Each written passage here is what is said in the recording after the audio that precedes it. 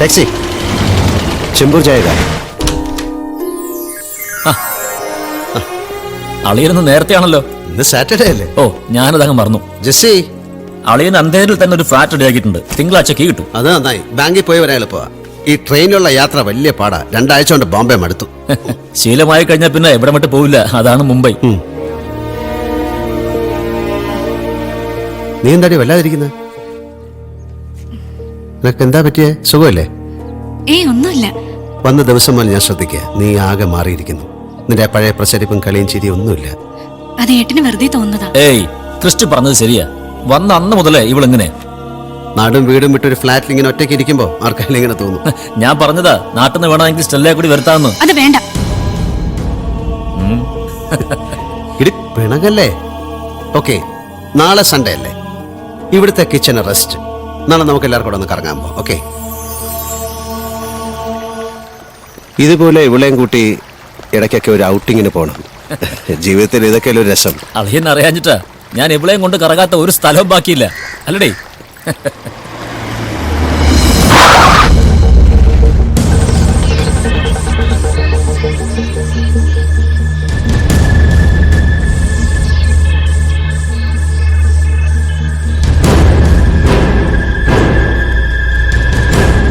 चलो रे, पंछी खड़ा है.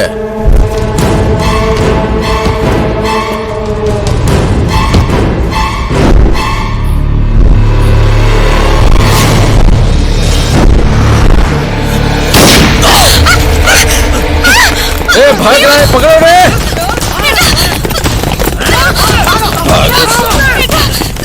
നീ ഫ്ലാറ്റിലോട്ട് പോയോ? നീ ഫ്ലാറ്റിലോട്ട് പോവാൻ.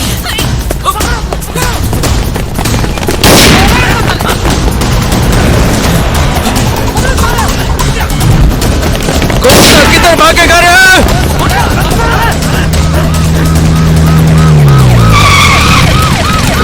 Control room.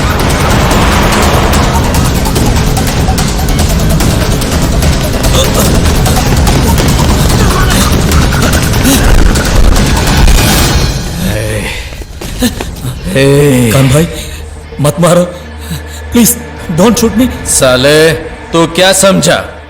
करीम लाला चदिचटे, मुंबई में तू जिंदा रह सकता क्या?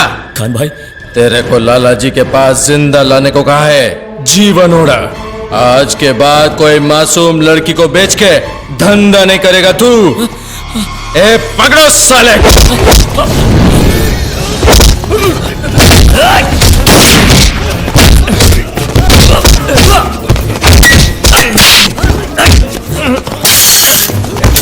don't move, don't move, don't move.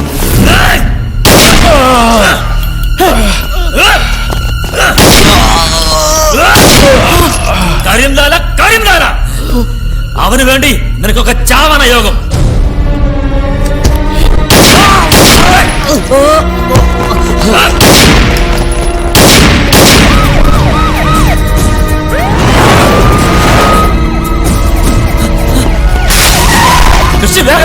George കുട്ടി, എന്താ ഇതൊക്കെ? ഒന്നും പറയാൻ സമയമല്ല. പോലീസ് സ്വയരക്ഷയ്ക്ക് വേണ്ടിയല്ലേ? നമുക്കിത് പോലീസിനോട് പറയാം. പോലീസിനെ നീ പറഞ്ഞ് മനസ്സിലാക്ക്. ഞാൻ വക്കീലുമായിട്ട് വരാം. ജോർജ് കുട്ടി,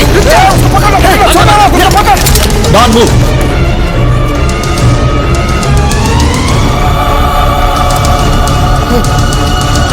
ഞാനല്ല.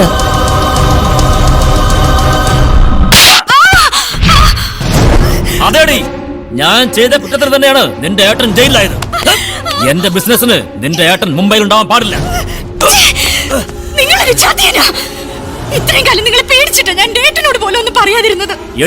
ഇനി ഞാൻ എല്ലാം വിളിച്ചു പറയും. നിങ്ങളൊരു വൃത്തികെട്ട പിമ്പാണെന്ന്. സ്വന്തം ഭാര്യ പോലും. എന്റെ അപ്പച്ച എല്ലാം അറിയട്ടെ. ജെസ്സി, ജെസ്സി നിന്നോടാ പറഞ്ഞത്.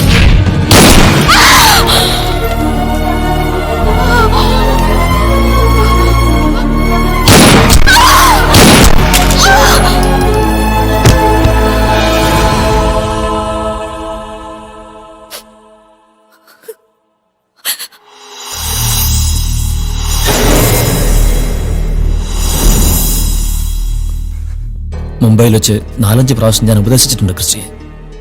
കൂട്ടുകെട്ടുകൾ ക്രിസ്റ്റിയെ വഴിതെറ്റിക്കുകയായിരുന്നു. ഏതോ മയക്കുമരുന്ന് മാഫിയ സംഘങ്ങളുമായിട്ടുള്ള കശപശയ. ക്രിസ്റ്റിയോട് പകവെട്ടാൻ വന്നതാണവർ. അവസാനം നഷ്ടപ്പെട്ടത് എനിക്കാ, എന്റെ ജെസ്സിയെ. അപ്പച്ചി, ഇച്ചേന് വേണ്ടി നല്ലൊരു അഡ്വക്കേറ്റിനെ ഏർപ്പാടാക്കണ്ടേ? എന്തിനാ? തെറ്റ് ചെയ്തവൻ ശിക്ഷ അനുഭവിക്കണം. അങ്ങനെ പറയരുത് ചാ. പിന്നെ ഞാൻ എങ്ങനെ പറയണം? അവൻ കാരണം എനിക്ക് നഷ്ടപ്പെട്ടത് എന്റെ മോളെയാ. എനിക്കിനി കാണണ്ടവനെ. മുംബൈ ആർദർ റോഡ് ജയിലിൽ റിമാൻഡ് ചെയ്യപ്പെട്ട എന്നെ ജാമ്യത്തിലിറക്കാനോ കേസ് നടത്താനോ നാട്ടിൽ നിന്ന് ആരും വന്നില്ല. പക്ഷെ ജയിലിൽ എന്നെ കാണാൻ ഒരാൾ വന്നു, കരീം ലാല.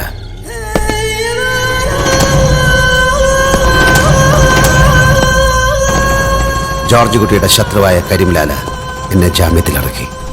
അല്ലെങ്കിൽ പോയൊരു സാമൂഹ്യ പ്രവർത്തകനാണ്. Why you sit and rot here? Civil service തിരഞ്ഞെടുക്കാൻ നിങ്ങളെ പ്രേരിപ്പിച്ച എന്താണെന്ന് എനിക്കറിയാം. ദി കോൾ ഓഫ് പവർ, അധികാരത്തിന്റെ വശ്യമോഹനമായ ക്ഷണം. നിരുത്സാഹപ്പെടുത്താൻ വേണ്ടി പറയുകയല്ല, തികഞ്ഞ യാഥാർത്ഥ്യ ബോധത്തോടെ വേണം നിങ്ങൾ സിവിൽ സർവീസിനെ സമീപിക്കാൻ. That's why this heart talk. ADGP intelligence ആയിരിക്കെ സ്വന്തം നിലപാടുകളെയും ശരികളെയും മറക്കുന്ന നാണം കെട്ടൊരു വിട്ടുവീഴ്ചയ്ക്ക് നിർബന്ധിതനായപ്പോൾ രണ്ടുപേര് രാജിക്കത്ത് എഴുതി കൊടുത്ത് ഇറങ്ങിപ്പോരേണ്ടി വന്ന എനിക്ക്, ബാലഗോപാലൻ IPSന് നിങ്ങൾക്ക് പറഞ്ഞു തരാൻ നട്ടെല്ലിന്റെ ഡൈനാമിക്സ് മാത്രമേ ഉള്ളൂ. പിന്നെ ഏറെക്കാലം പോലീസിലിരുന്ന് മിടുക്കന്മാരായ ഓഫീസേഴ്സിനെ കണ്ട് ശീലിച്ച ഈ കണ്ണുകൾക്ക് ഒരു സിദ്ധിയുണ്ട്. I'm a gifted judge of talents. ഈ കോഴ്സ് കഴിയുമ്പോഴേക്കും എനിക്കറിയാം നിങ്ങളിൽ എത്ര പേർ നല്ല നട്ടലുള്ള സിവിൽ സർവൻസ് ആകുമെന്ന്. And I never go wrong. You see, here is an example.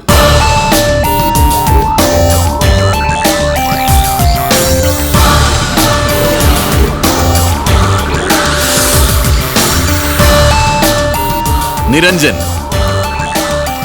The daring forthright deputy commissioner of police. ഇവിടെതാ ഈ കസേരയിലാണ് നിരഞ്ജൻ ഇരുന്നിരുന്നത്. ട്രെയിനിങ് തുടങ്ങി 3-ാം ദിവസം ഞാൻ തിരിച്ചറിഞ്ഞു, ഹീസ് സോളിഡ് മെറ്റൽ. ഇനി ഇവിടെ ഇയാൾ നിങ്ങളോട് എന്തെങ്കിലും ഇന്ററാക്ട് ചെയ്താൽ അത് ചട്ടലംഘനമാവും. ഡെപ്യൂട്ടി കമ്മീഷണർ സ്വകാര്യ സ്ഥാപനത്തിൽ ക്ലാസ് എടുത്തു എന്നതാവും പിന്നെ വാർത്ത. But you can wish them luck, Niranjan. Why not? എനിക്കൊന്നേ പറയാനുള്ളൂ, there is no substitute for hard work. ഒപ്പം സ്വയം വിശ്വസിക്കുക, സ്വന്തം വിശ്വാസങ്ങളെ കൈവിടാതിരിക്കുക. And trust him, he will take you along the right path. ഇത് ഈ ട്രെയിനിങ് ഇൻസ്റ്റിറ്റ്യൂട്ടിന്റെ പരസ്യവാചകമല്ല, എന്റെ സ്വന്തം അനുഭവത്തിൽ നിന്ന് പറയുന്നതാണ്. So that's it. അടുത്ത സെഷൻ ഹാൻഡിൽ ചെയ്യാൻ ഡോക്ടർ അൻസാരി വരും. Have fun. നമുക്ക് നാളെ കാണാം. കോഫി ആൻഡ് സാൻഡ്വിച്ച് അല്ലടോ? യാ. ഞാൻ ആലോചിക്കുകയായിരുന്നു തൻ്റെ അച്ഛനിൽ നിന്നും താൻ എന്ത് ഡിഫറൻ്റ് ആണെന്ന്. അയാളൊരു പഞ്ചപാവമായിരുന്നു. മേലുദ്യോഗസ്ഥന്മാരെന്ത് പറഞ്ഞാലും അത് വേദവാക്യം. പ്രതികളോട് പോലും ശബ്ദമുയർത്തി സംസാരിച്ചിട്ടില്ല. തിരിഞ്ഞു നോക്കുമ്പോൾ ഒരു റിഗ്രറ്റേ എനിക്കുള്ളൂ, തൻ്റെ അച്ഛനെ പ്രൊട്ടക്ട് ചെയ്യാൻ പറ്റിയില്ല. അറിയാം sir, you told me this many times. അച്ഛനിപ്പോൾ ഇടയ്ക്കിടയ്ക്ക് വയ്യാകെ വരാറുണ്ട്. പിന്നെ ഈ ഒറ്റയ്ക്കുള്ള താമസം. I'm worried. ഇവിടെ വന്ന് എന്നോടൊപ്പം നിൽക്കാൻ പറഞ്ഞാൽ കേൾക്കില്ല. ഹവാലാക്കാരെ സഹായിച്ചതിൻ്റെ പേരിൽ സർവീസിൽ നിന്ന് പിരിച്ചയക്കപ്പെട്ട ആൾ കൂടെ താമസിച്ചാൽ അതെനിക്ക് അപമാനമാകുമോ എന്ന ഭയം. സദാശിവനോട് ഞാൻ സംസാരിക്കണോ? വേണ്ട സർ, കാര്യമില്ല. പക്ഷേ തന്നോടൊന്ന് സംസാരിക്കാൻ അയാൾ എന്നോട് പറഞ്ഞിരുന്നു. ഹി ബിലീവ്സ് ഞാൻ പറഞ്ഞാൽ താൻ കേൾക്കുമെന്ന്. He wants you to get married. എന്താടോ, ചെയ്തൂടെ? തിരിഞ്ഞു നോക്കിയാൽ ആർക്കാടും ഒരു നഷ്ടപ്രണയം ഇല്ലാത്തത്, അതും കോളേജ് ഡേയ്സിൽ. തൻ്റെ അച്ഛന് വല്ലാത്ത കുറ്റബോധമുണ്ട്. അയാൾ കേസിൽപ്പെട്ട് സർവീസിൽ നിന്ന് പുറത്തായപ്പോഴാണല്ലോ ആ പെൺകുട്ടിയുടെ വീട്ടുകാർ അവളെ താനുമായുള്ള ബന്ധത്തിൽ നിന്ന് വിലക്കിയത്. Sir, let's discuss something else. Okay. Now to your favorite topic, investigation.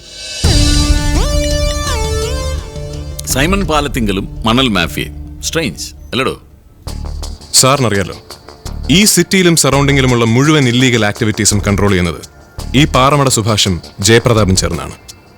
മണലുവാരൽ, quarry, hawala, quotation, എന്തന്വേഷിച്ചെന്നാലും ഒടുവിൽ എത്തിച്ചേരുക ഈ 2 പേരുകളിലായിരിക്കും.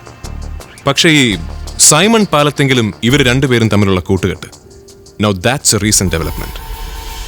ഈ സൈമൺ പാലത്തിങ്കലിനെ പറ്റി താൻ കൂടുതൽ അന്വേഷിച്ചോ? യാ. അതിസമ്പന്നനായ 1-ാം തരം പിഴ, dope addict, cocaine, hashish, heroin, പിന്നെ booze and girls. It's a clichéd story. 7500 കോടി രൂപ ആസ്തിയുള്ള പാലത്തിങ്കൽ ഗ്രൂപ്പ് ബിസിനസിന്റെ ഫോർഫ്രണ്ടിലേക്ക് കൊണ്ടുവരാതെ മുംബൈയിലും ഡൽഹിയിലുമായി മാറ്റി നിർത്തിയിരിക്കുകയായിരുന്നു ഈ പ്രോഡിഗൽ സണ്ണിനെ. സൈമൺ കേരളത്തിൽ ലാൻഡ് ചെയ്യുന്നത് 8 മാസങ്ങൾക്ക് മുമ്പ്. പാലത്തിങ്കൽ ഗ്രൂപ്പിന്റെ റിയൽ എസ്റ്റേറ്റ് ഡിവിഷന്റെ ചുമതലയേറ്റ് ഭൂമി ഇടപാടുകൾ നടത്തി തുടങ്ങിയതോടെയാണ് ജയപ്രതാപും സുഭാഷുമായി ചെങ്ങാത്തത്തിലാവുന്നത്. All said and done, Simon Palathinkal is a brilliant businessman. പക്ഷെ അയാളുടെ സുഭാഷും ജയപ്രതാപും അടങ്ങുന്ന കാർട്ടൽ അത് നമുക്ക് തലവേദനയാകും. So what's the plan of action? ഞാൻ എന്തായാലും സൈമണെ ഫോളോ ചെയ്യാൻ തീരുമാനിച്ചു സർ. എവിടെയെങ്കിലും കൊളുത്തൊന്ന് വീണ് കിട്ടിയാൽ മതി, പിടിച്ചു കയറാം, പൊളിച്ചെടുക്കാം. ചുരുക്കത്തിൽ താനും കമ്മീഷണറും തമ്മിലുള്ള ഈ ഡ്യുവൽ ഒരു റുട്ടീൻ അഫയർ ആവും അല്ലേ? അതിപ്പോ അല്ലെങ്കിലും അങ്ങനെ തന്നെയാണല്ലോ. എന്നാൽ തനിക്ക് ഞാനൊരു ഇൻഫർമേഷൻ തരട്ടെ. സർവീസ് വിട്ടത് പിന്നെ ഞാനും ഒരു ബിസിനസ്സുകാരനായില്ലടോ. Asan group of companies. പിന്നെ ഞാനിവിടെ സ്പോർട്സ് കൗൺസിലിലും ക്രിക്കറ്റ് അസോസിയേഷനിലും ഒക്കെ അത്യാവശ്യം സജീവമാണ്. I have my own sources and I tell you, 2 ദിവസത്തിനകം സൈമൺ പാലത്തിങ്കൽ കേരളത്തെ മുഴുവൻ ഞെട്ടിക്കാൻ പോകുന്നു വിത്ത് സംതിങ് സെൻസേഷണൽ. എന്താ സർ കാര്യം? Just wait and see.